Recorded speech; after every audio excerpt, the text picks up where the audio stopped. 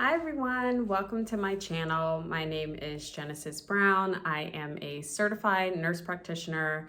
Adult gerontology is my specialty certification, and I've been a nurse practitioner for 3 years. Prior to becoming a nurse practitioner, I was a registered nurse. I worked in the intensive care unit at a local hospital for about 6.5 years. And prior to that, I worked as a patient care assistant / CNA at that same hospital. Welcome to the NP journey. This is not my first go around making YouTube videos, but it has been a while. I used to make videos on things like med dose calculation exams and preparation for clinicals, but now I'm here to talk about the journey and the road that is becoming a nurse practitioner and being a nurse practitioner in practice. And I want to be a resource to aspiring nurse practitioners, nurses, and even seasoned nurse practitioners on how to use our degree to its maximum capabilities. And we want to make sure that we are doing things the right way, of course, in regards to our certifications and by honoring our state boards. But more importantly, we want to use our degree to its fullest extent because the possibilities are endless. So today's video is going to focus a little bit on nurse practitioner residency programs, transition to practice, and whether or not an NP residency program is right for you. So 3 years ago in 2018, or 4 years ago, I guess I should say, I was about to graduate, looking for nurse practitioner residency programs by surprise, because honestly, I had networked really well in clinicals and had a few opportunities for jobs. But I was just curious about whether or not it's something that existed. Nurse practitioner residency, nurse practitioner fellowship, nurse practitioner transition to practice. There's different names for these programs. And back in 2018, I feel that it wasn't nearly as popular as it is now. I mean, the quote unquote nurse practitioner residency programs are booming, and they've found that they've provided a pretty significant supported transition of practice for new NPs after graduation, and that many students actually, love the experience that they get. And I feel that it has been invaluable. So the NP journey for me started with applying to an NP residency program at my local Veterans Affairs. And it was specific to adult geriatric, but now they've opened it up to FNPs and AGNPs. And I applied in like December timeframe, December, January, and then got notified at March, April that I was selected for an interview. I went through the interview process, and then May timeframe was offered the position. And this was with a salary or stipend for the year because it was a 12-month program.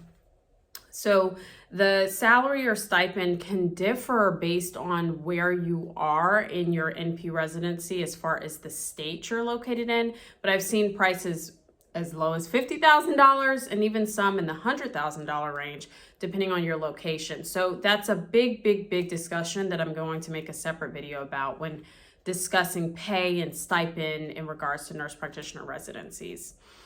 So the first thing about whether or not a nurse practitioner residency or fellowship or transition to practice program is for you is to, one, determine how much support you think you may need outside of school. For me, I felt pretty confident actually going into a new nurse practitioner role as a new graduate. But I thought, how interesting will it be to be able to rotate while still providing practice to patients with a mentor? I think that that's so important. And you don't have to go through a residency to find a mentor, but if you could, and the reason why I say that is that it could be good for a nurse practitioner is because, quite honestly, the first year can be daunting. It's a journey. It's not imposter syndrome is real.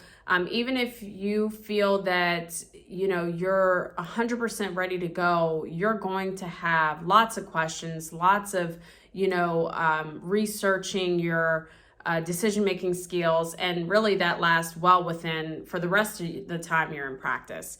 but more importantly, a mentor, a person you can go to, a hospital system or a, group dedicated to supporting your transition can be powerful as a new nurse practitioner, and it can empower you going forward into your practice. So my particular residency was a 1-year program with a stipend, and basically, you started with a home-based clinic, which is generally in a primary care type setting. I was in primary care. It was a home-based primary care with very complicated, lots of comorbidity type patients, chronic health conditions, veterans at that. And I spent about 3 to 4 days in my home-based setting, and then I did rotations for a couple of months at a time in different settings. So some places I went to were things like interventional radiology, urology, cardiology, and substance abuse rehab, just all different types of specialties, which was wonderful to experience, because sometimes even coming out of school, you don't know what you don't know. So that was another, plus to doing an NP residency program. You get exposed to so much. The biggest takeaway from the NP residency is that support system. I have now like 5 to 6 nurse practitioner mentors, doctorate of nurse practitioner mentors, PhD nurse practitioner mentors, clinical faculty in the schools associated with that residency that I can lean on for support at any time. And at the end of that residency program, which was, by the way, during the very beginning of the height of COVID, I was offered 3 job offers and selected urology, and I've been doing urology ever since, and it has been a wonderful experience. So I still work at the facility where I was a nurse practitioner resident, and I've become a preceptor in that residency program, and I teach didactics in that program, and I'm looking into doing an adjunct clinical faculty position as well with that program. So you can see the benefits that can come from starting in a residency program and how much it can be of service to you as an NP. Now, so if you like transition support to practice, if you like the idea of being able to look at different specialties while having mentors and learning while, having didactics or courses associated with that time frame, if you like the fact that you'll be able to, really create a good network that could potentially open up job opportunities, these are all good reasons to look for an NP residency. Biggest things to take away from this video is if you're looking into a nurse practitioner residency program, you generally need to either be coming out of school or less than 18 months of practice. Most NP residencies are a year long in contract, and most come with a stipend and generally cannot be negotiated because it's usually funding from a grant or some other federal funding that has occurred to allow these positions to happen. The more we take advantage of these opportunities, the more we will see them continue to pop up.